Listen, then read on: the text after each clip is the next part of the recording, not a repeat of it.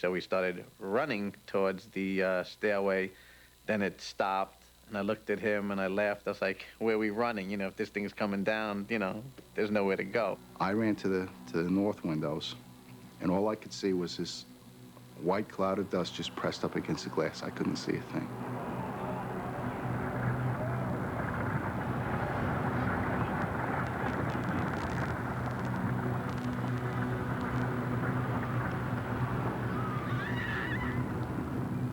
And I just look at my guys, and I says, all right, let's go. If that tower can go, this one can go. It's gone! The whole tower! It's gone! Holy crap! They knocked the whole freaking thing down! The whole tower's down, too.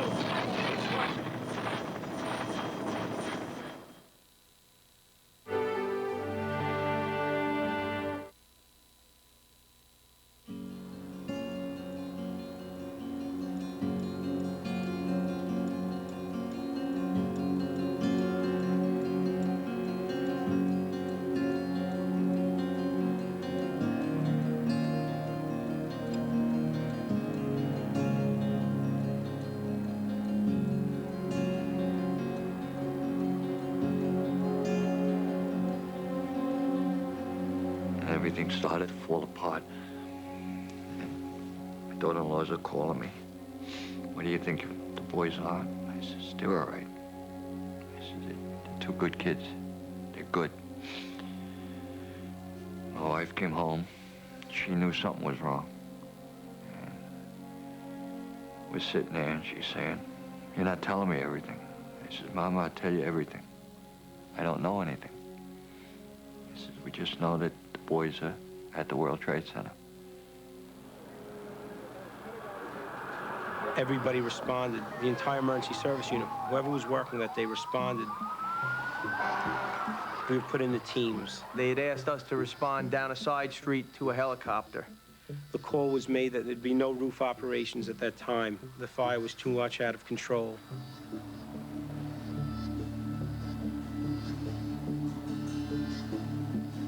All of a sudden, I started thinking that the bridges are closed, the Manhattan's shut down, roads are blocked, emergency vehicles only. I started thinking that, well, there it is, and there's the water, and there's the new boat I bought, and this would be a way of getting in there.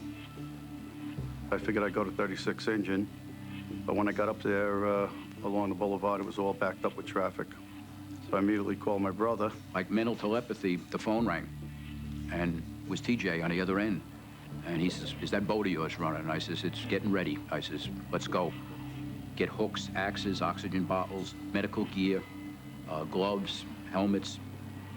And we all took off very apprehensive, looking at this in the distance and starting out by boat to get there. We continued out Rockaway Inlet, under the Marine Parkway Bridge. Through the Rockaways, under the Verrazano Bridge, and then straight into the Battery Park area.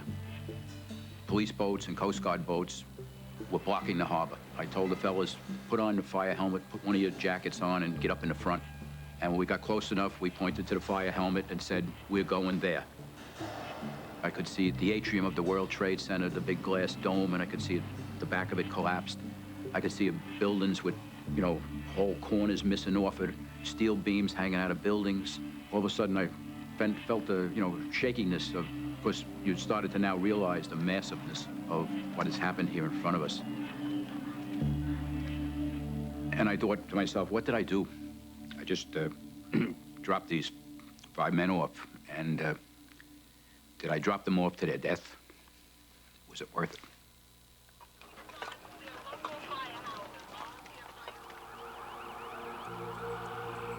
I sort of remember seeing a chief, and he was telling us to evacuate the building. I told all the guys around me, I said, okay, go, get out. And I remember thinking as coming down the stairs,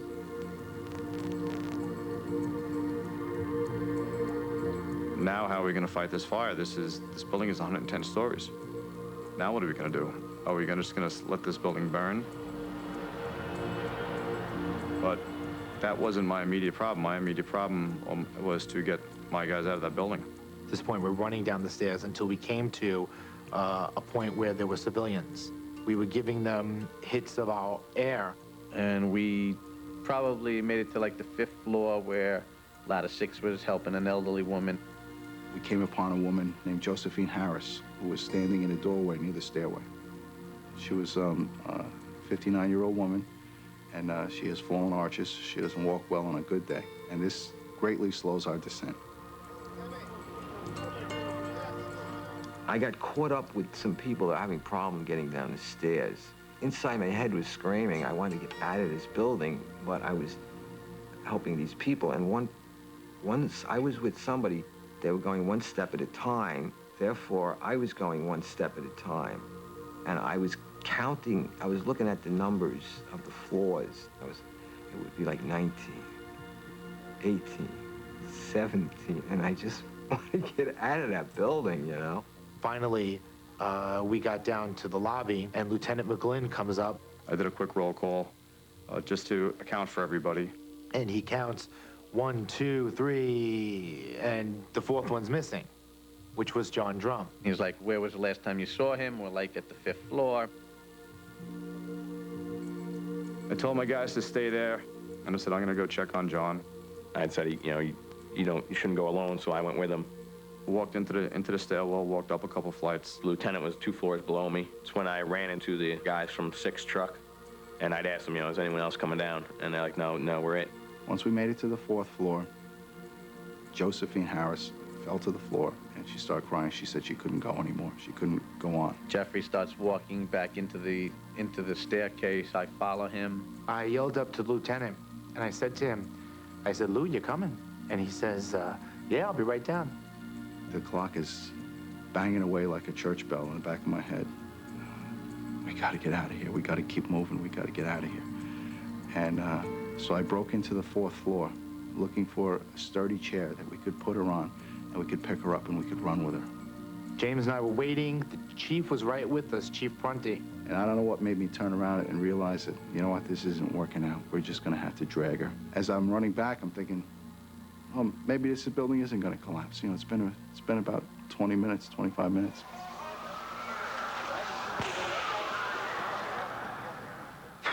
Well, this is the hard part. I think the first thing I heard was the noise, and it was a roar, a tremendously loud roar. And I knew something bad was gonna happen.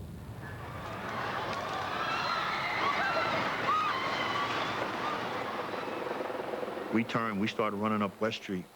And as we were running, I looked over my right shoulder and I'm looking up. And I'm looking up at the television antenna on top of building number 1. And I'm watching it as I'm running along, and it just ever so slightly seemed to start swaying. I said to myself, Jesus.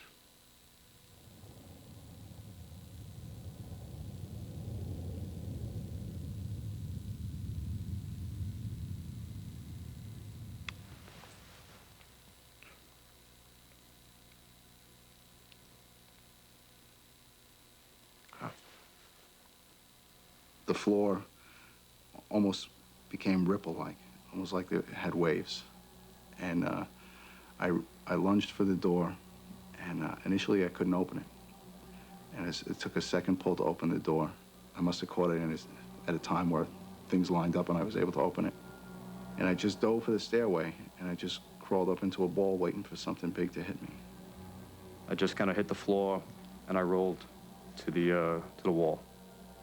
And at that point, basically, I just began to say a few prayers. The stairwell just erupted into like a hurricane, a sandstorm. Knocked my helmet off, knocked me over. So I dove down from the 3rd floor landing to the 2.5 landing, just figuring, down is the way out. You heard metal twisting, and then you heard from far away, boom, boom, as the floor started falling. And the chief ran. And James and I stayed where we were, and I just saw the look on James's face. I'm like, my wife's not gonna be able to handle this. I just grabbed him, and I threw him on the ground, and I got down next to him, and he was just worried about his wife. Jeffrey's like, nothing's gonna happen to us, we're gonna be okay. And it's getting louder and quicker. A complete calm came over me. And I just said, I said, relax. I said, nothing is going to happen to us. As each floor, and you heard each floor coming down, it was the most amazing sound that you could possibly hear. And I'm thinking to myself, well, this is it. That's 36 years gone, and didn't do much but work and play around a little bit. Figured something big would hit me, knock me out, and I wouldn't feel anything at that point. I figured it would be quick. I was on the staircase. I remember the railing was to my left, so I got as close in as I could. I grabbed my helmet, because I knew that was going to disappear from the wind, and I just got down as low as I could. I tried to crawl in my fire helmet is what I tried to do. If I could have got in there, I would have. Then I started getting hit with, it was pretty heavy objects, and that's when I figured I was going to die there. I remember hoping that it would just be fast,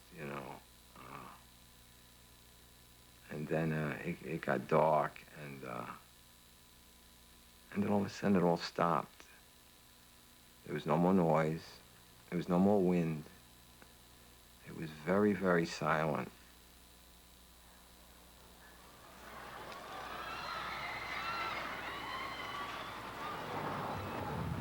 I was running on PC Street.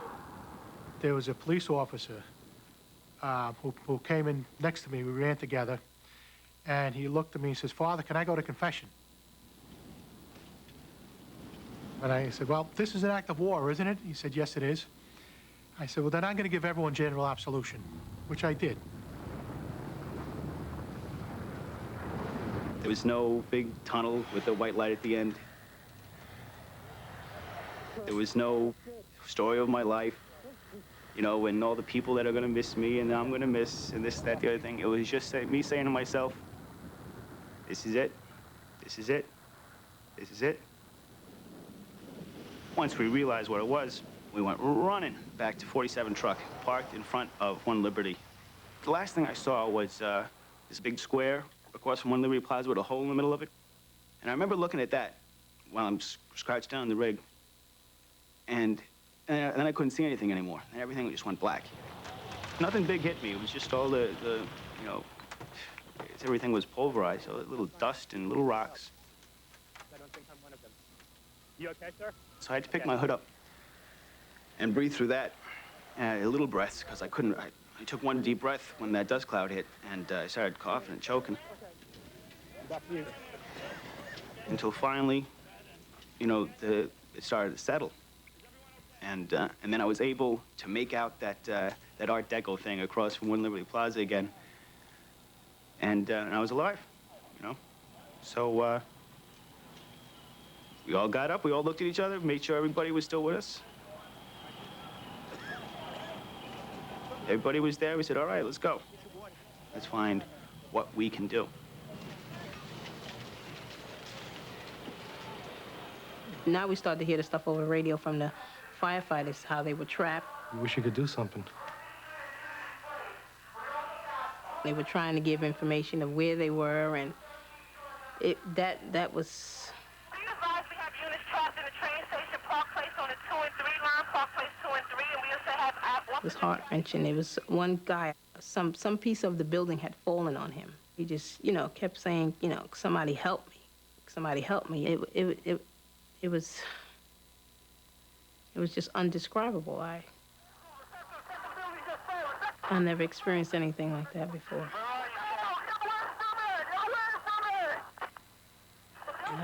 Just hearing these people, I think it was the worst when you didn't hear them anymore. Then you really thought, the worst.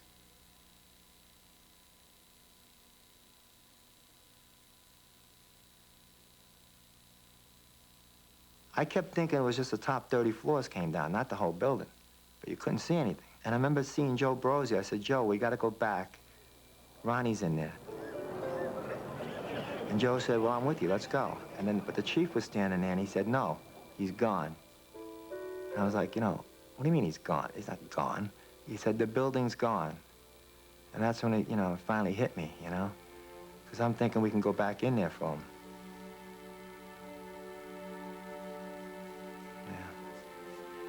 My father was on the phone with people he knew in the fire department, and he said to me, there's a problem. I said, I'm not going to worry about it until I know there's something to worry about. Because I really trusted Ronnie, and I trusted Ronnie's abilities. And Ronnie, even among his friends in Special Forces and rescue, had a reputation as a survivor. Everybody said that there's fire on the 74th floor, and that's where we were headed. You know, we said, we'll go up there and see who we could pull out, you know? And, I know that Ronnie made it up there by the time I got out. Because they found him a month later, but they did find civilians around him, so he was getting people out, you know? He was doing what he, you know, what he's trained to do.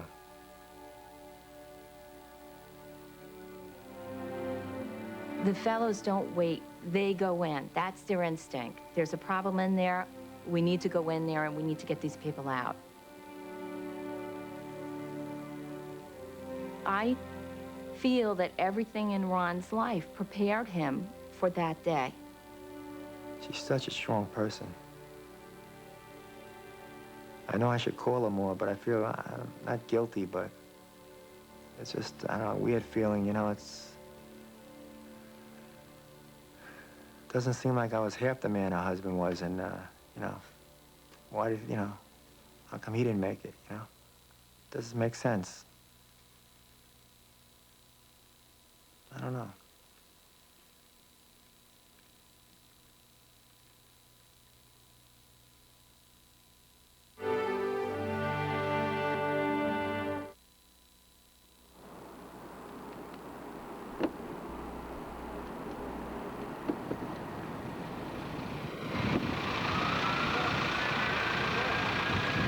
On September 11th, John Perry was turning in his 10 that day, and which is what we call our shield.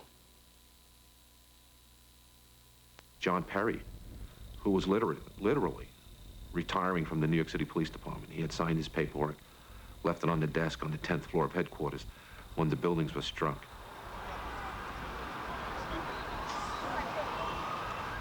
Jean left early because she had a breakfast that she had to prepare for her boss in her office. It was on the 81st floor inside the North Tower. I prepared her the breakfast I do every morning, prepare breakfast, get her ready. I had to be professional. I was trying to get over to help people, but in the same time, my wife was in the North Tower. I look and there's a guy in a trench coat and he has the NYPD bike shirt on and he's like behind me looking out the window. I was like, I don't know who, I've never seen him before. And then I see a captain come up and I speak to the captain. It's Captain Pearson. He just had gotten there. And the guy was with him, and that was John Perry. He was signing off from the police department. He was leaving early. I think he was going to go into some sort of legal defense work. John was ready to maybe settle down, move to the suburbs someday, and become the typical suburban father. He had made friends with one of the Port Authority cops, and they had given him a helmet. And so I thought that was typical John, making friends and figuring out the different angles on something. I started to go toward, like I said, the North Tower. I went into the Deutsche Bank first. I ran into about 6 employees, and they're like walking zombies. A couple of them all have blood on their face. They didn't expect to collapse, so I evacuated them, took them to the back. But I want to still get over to where Jean is, and I go back outside and I run into Mel Hayes. I saw his front piece, and I didn't recognize him at first with all the stuff that was on him. And I just said, I yelled out, "Hey, 31." And then he said, "Mel, it's Danny," you know, so it was just good to see him. It was good to see him. A police officer came running down the street. He says, the helicopter overhead just radioed to us down here that the first tower was going to go. And I looked at Mel, and we didn't even have time to say anything. With that, the rumble starts again. And Mel wanted to run down the street, and I just grabbed him and said, no, don't run, just come with me. And we went inside the Deutsche Bank because there was some big cement columns. We just held each other, and I says, you know, my wife was up there. He goes, oh, yeah, I know, Dan, I know. I says, well, I gotta get over there. I gotta find where she is. I don't know where I'm gonna start.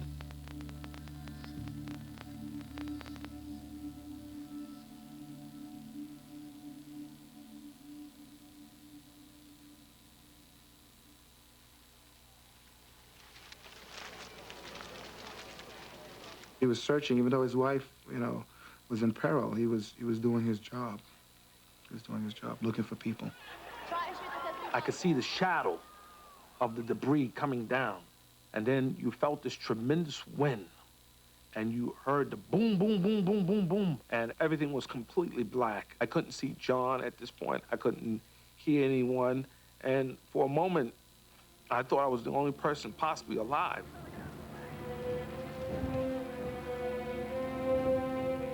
I said, I just came here to help someone. And here it is.